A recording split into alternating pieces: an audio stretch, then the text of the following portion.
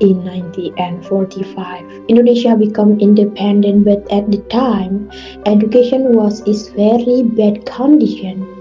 Many schools were destroyed by war. Classes were held in simple buildings. Their walls were made of bamboo, and the roofs were made of coconut leaves. Even with many difficulties, students and teachers kept learning. During the older period, 1959 until 1960, school taught moral value, cooperation, and Pancasila to build good character the nation. Class, today we all learn topic about Pancasila. Miss, I haven't heard the word Pancasila. What is that? Pancasila is the foundation of our nation life. 5 values that guide us. Number 1 is piety. Number 2 is respect for others. Number 3 is living in unity. Number 4 is deliberation and acting justly. Did we learn them from childhood, Miss? Of course, dear, you not only learn to dress, but also to behave well and but love your country. We must learn from children because value of Pancasila are very important and relevant in national and safe life. Miss, what are the values contained in Pancasila? 5 several for the point in Pancasila. Number 1 is belief in one and only God. Number 2 is just and civilized humanity. Number 3 is unity of Indonesia. Number 4 is democracy guiding by the wisdom of deliberation or representations. Number 5 is social justice for all Indonesia people. You understand, Yuli? Understand, Miss? Okay, Yuli, if you understand, and class, can we repeat this together? Yes, Miss. Number 1, believe in the one and only God. Believe in the one and only God. Number 2, just and civilized humanity. Just and civilized humanity. Number 3 is unity of Indonesia. Unity of Indonesia. 4 is democracy guided by the wisdom of deliberation and representation. Democracy guided by the wisdom of deliberation or representation. 5 social justice for Indonesia people. Social justice for Indonesian people. Miss, if we help our friends, does that constitute Pancasila? Yes, that is manifestation of humanity and unity. If we clean the classroom together, it's Pancasila too. Of course, my dear, that calls gotong royong. Gotong royong implementation of Pancasila number 5. Okay, Miss. Okay, student. Now let's implement gotong royong by cleaning the school environment. Okay, let's clean together.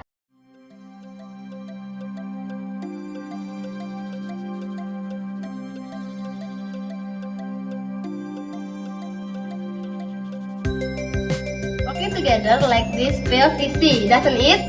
No one object when we help together. We all work regardless of origin.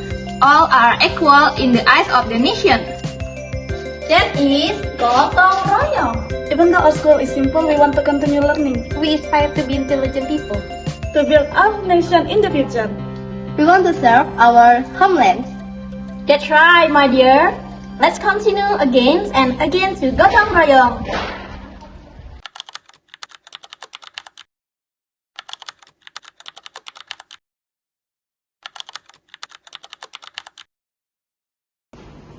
Therefore, there is not a subject, there is a regulation for life.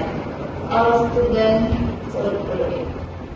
But before curriculum reduces the space for critical thinking and creativity in students because it more emphasizes on memorization and uniformity. This is the government rules. We must follow it.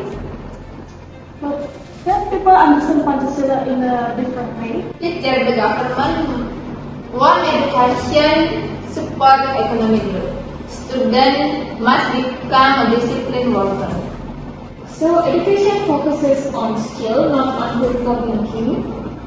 Yes, the country needs the loyal and efficient workers. You all can discuss, but you should still in your reason. Makes sense. Why we stay within the reason? Why can connect with the real life? Because the curriculum still control we learn. Students in Surabaya were just arrested for discussing section. Are we still safe? Safe? Student organizations are restricted. We can study, but we cannot think freely. Education only teaches us how to think, not only obey. Many subjects only speak about praising the government. The curriculum has changed based on politics, not knowledge. We must fight back. Education must be free. Three dilemmas. The first is stop curriculum indoctrination. The second is open-minded transparency, and the third is instead the school council. Students from UI and Trisakti will next to the parliament. Do we join? It's dangerous. But staying silent is even worse.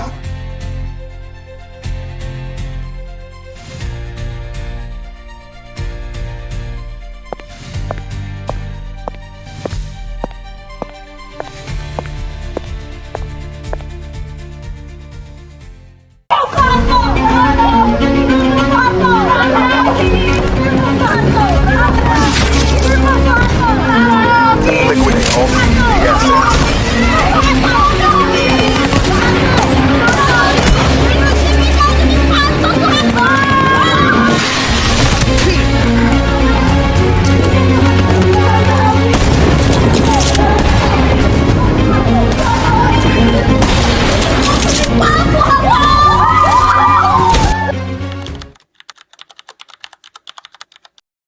Boleng, look at this Boleng. Suharto has been removed for this position, Boleng.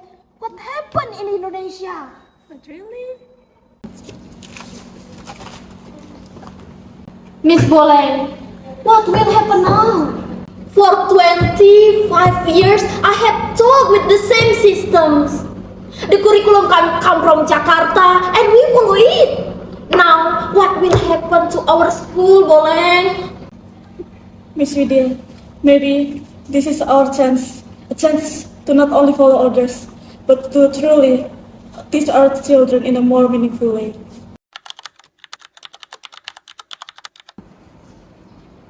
Okay, Al, I know this is a difficult discussion. Today we are discussing something that will change the way we administer education in our region. The central government may allow giving religion more self-rule, meaning that we now have much more control over managing our education. Sorry, Miss. Yes, Mrs. Lira.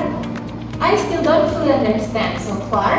All the curriculums and the regulations have come from Jakarta and we just to implement them. And but now, what does that mean? We have to create our own curriculum? Good question, Mrs. Lira. This doesn't mean we create our own national curriculum, but we have room from adaptation.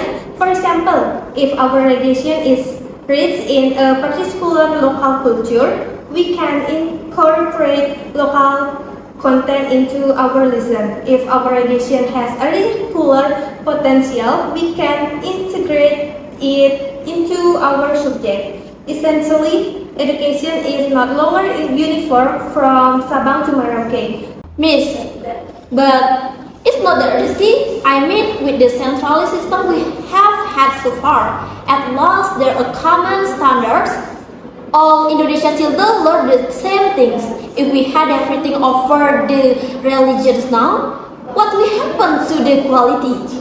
What if some religions don't have enough resources to manage education properly? Your worry is good, Mrs. Vidya. Yes, there is a risk for some place will be left behind. But the main idea of autonomy is trust. And we believe the local people know there is need better. I think this is a great opportunity, Miss. Because so far we could only complain when our policy didn't fit our student condition. Now we have the chance to speak up and adapt learning to what our children truly need.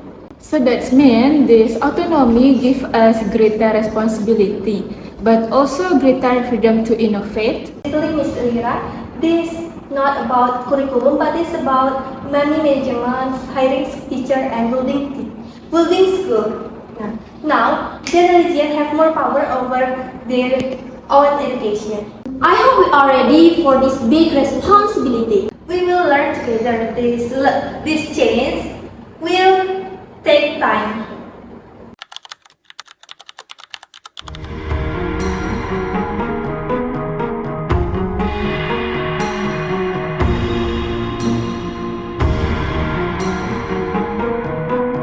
Education is a conscious and planned effort to create a learning atmosphere and learning process, so that students actively develop their potential.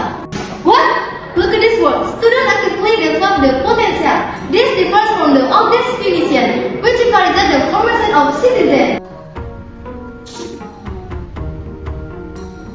Yes, and look at the Article 3, regarding the function of education, developing abilities and shaping the character and civilization of a dignified nation in order to educate the nation aims to develop the potential of students to become human beings who believe in and fear God Almighty, have noble character, are healthy, knowledgeable, capable, creative, independent, and become democratic and responsible citizens. The word democratic is important, Miss. In the new order, we didn't even dare to use words like that freely. So, it is not just about changing technical religiousity, it's about fundamentally changing our visions of education. That's right, Ms. Vidya. This also regulates the right of every citizen to receive a quality of education. It doesn't matter social, economic, or geography background, but this is the strong state commitment. And the most interesting to me is the chapter on curriculum and learning.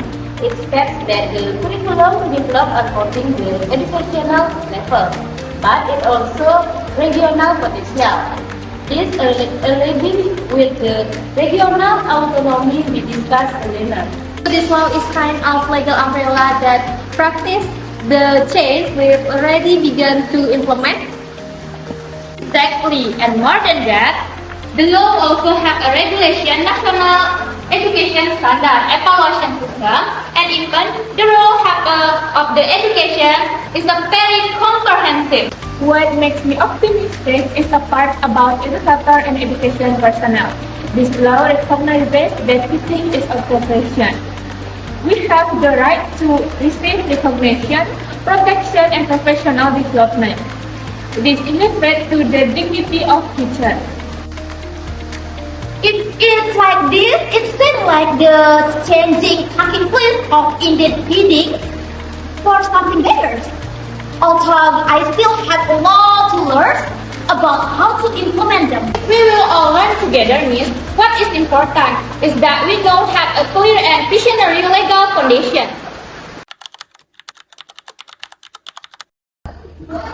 Hello everyone.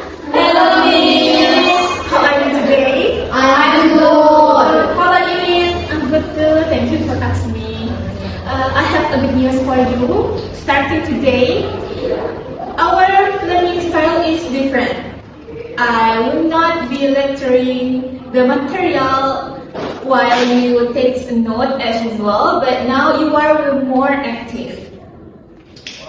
Before starting the lesson, please make a group with 3 persons. Please make a group.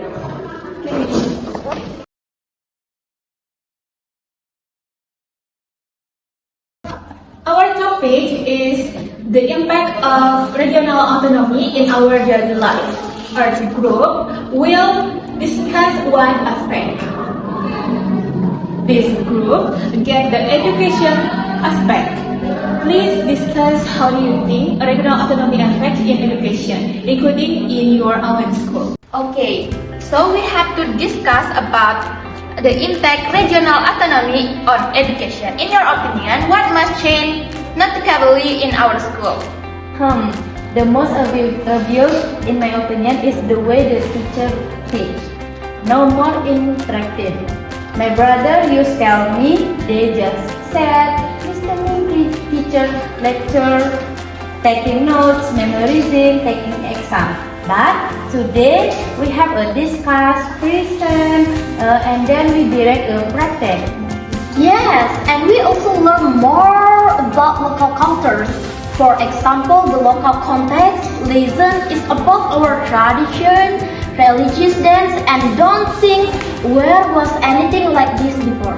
So one of the positive impacts is the flexibility in the curriculum and learning method. But do you think there are any negative impacts? Yes, my mother worked of the education office and she often tells me a story.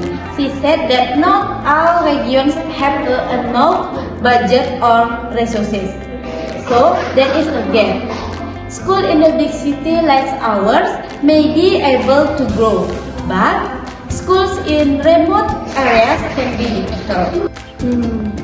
Oh yeah, my cousin in the village says her school still lack teachers and the facilities are also limited. So even though the regional autonomy system is good, its implementation is not evenly distributed. But this group analysis shows we have a positive impact, curriculum flexibility, more active and contextual learning and strengthening of the local culture. But there are also challenges, disparity between regions, limited resource, and between the richness of human resource. Okay, good. Miss Gloria, I see my child is much more enthusiastic about learning now. He often talks about a class discussion about group project. It's very different from when I was in school. That's the goal of education reform, ma'am. To make children not only academically smart but also love the process of learning itself. To make them critical thinkers and also active citizens. Initially, I was hesitant about all this change. But now, I believe this is the best investment for the future of our children. Change takes time. It's not always smooth, but the important thing is we have started moving in the right direction.